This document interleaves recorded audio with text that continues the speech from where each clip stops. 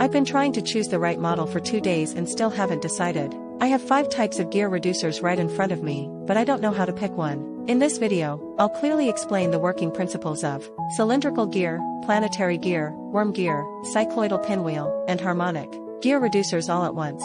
After watching, you'll be able to make a preliminary judgment based on the characteristics of your operating conditions. At its core, a gear reducer does one thing: reduce speed and increase torque. You can think of a gear reducer as a bicycle's derailleur. When the large front chainring turns once, the small rear sprocket turns several times. That's speed reduction and torque increase. Industrial gear reducers use gear meshing to accomplish the same task. Take a cylindrical gear reducer, for example, a large gear and a small gear mesh together. The large gear drives the small gear, reducing the speed and increasing the torque. This is the most basic fixed-axis transmission. In cylindrical gear reducers, the gear axes are arranged parallel to each other. They feature a simple structure and a wide power transmission range, but the single-stage gear ratio is limited.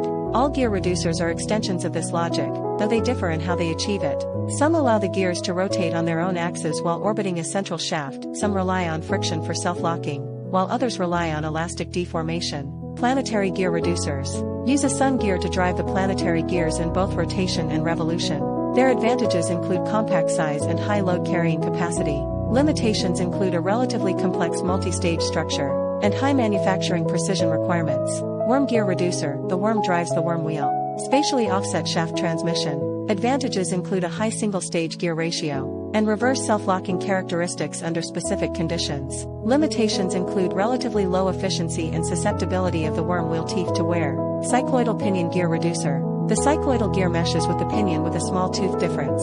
Advantages include a high single-stage gear ratio and smooth operation. Limitations include limited ability to withstand impact loads. Harmonic reducers. The wave generator causes the flexible ring to deform elastically and mesh with the rigid ring. Advantages include a high gear ratio, high precision, and a compact structure. Limitations include the flexible ring's limited ability to withstand high torque impacts. When selecting a model, first identify the load type and space constraints. Then conduct a preliminary screening by comparing the operating principles and characteristics of each device. Different operating conditions require different types of gear reducers. In your actual selection process, do you prioritize transmission accuracy, load capacity, or spatial dimensions?